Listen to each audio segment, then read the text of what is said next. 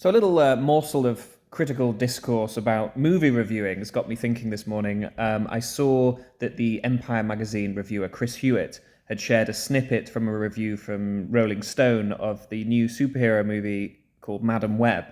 It's basically trashing the movie, but he'd shared like a paragraph or two of it, or maybe just a abstract of the review, and said, this isn't a review, this is a stand-up routine. This is just a writer who's trying to fire off zingers, I think he says.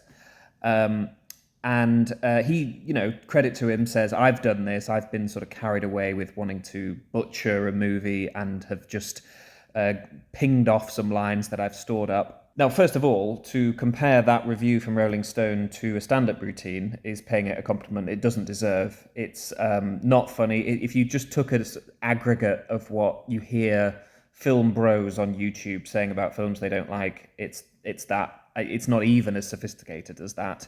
It has no zingers, just plodding cliched generalities.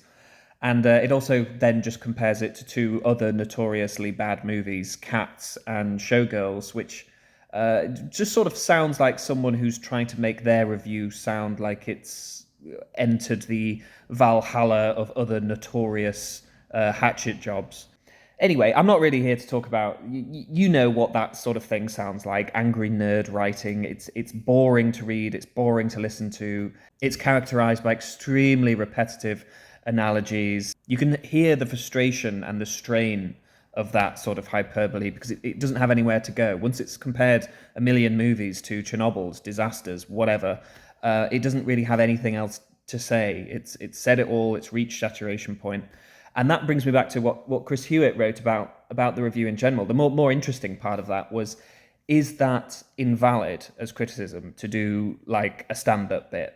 In other words, to abandon your duties as a reviewer and just make a few jokes?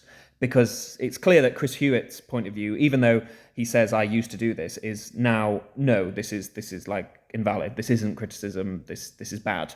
I'm really interested in this. I write book reviews myself, and I love reading book reviews and movie reviews too. And I have to say, a lot of the reviewers I love the most have done this at some point or other. They have watched a movie that they regard so incompetent.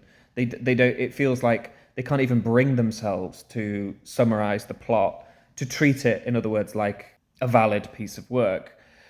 The decision to do that, the decision to sort of abandon your kind of critical duties, is in itself a review. It says that this doesn't count, that it doesn't deserve to be treated alongside its peers. I do think there's a validity to that. I just think it's a card you can't overplay. You can't do it, more than 2 or 3 times in a career. I suspect that seasoned reviewers will go, there's never an excuse to just not, do the job of a reviewer. And I do, I have respect for that point of view. Whilst I do think that a review in itself is an art form, and I've been reading Pauline Kael's movie reviews again recently, and she often writes reviews that I think are superior works of art to the movie she is reviewing. And I do like to read reviews that consider themselves that way, that take the form seriously, that think it should be worth reading within its own right. I think that's one of the keys to getting back to a healthy critical culture, is to come up with a way of writing or speaking, if you record reviews, which is compelling enough to be seen for the sake of the reviewer. Not to be an egomaniac about it. It could be for the sake of the publication, not the sake of this or that person. One of the things that's so depressing and repetitive about people smashing crappy Marvel movies is what they're going to say. It's been the same for about a decade. Oh, this Marvel movie is really lazy and cheap and the effects look bad and it's just selling you a new movie. Everything looks phoned in and its politics are really on the nose. Yeah. What are you adding, really, to any review that came out on a Marvel movie literally 10 years ago?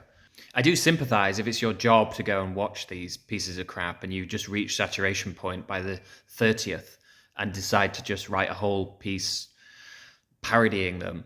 I do sympathise with that, and I do think it's a valid response. I don't think you should just have to summarise the plot, talk about the costumes, talk about every, the things that people are clamouring for this reviewer to have done. Take every aspect of the film objectively and consider it seriously. No, if it's your point of view that the movie is just so objectionable that it's not worthy of having critical apparatus applied to it, then that's fair enough. But it is a risky attitude to take, and I don't think you can overplay it and still have people trusting your opinion. But I know I'm really interested in stuff. I think about this kind of thing all the time. So I'd love to hear what people think, especially if you have some either experience reviewing stuff yourself or you similarly like to read reviews.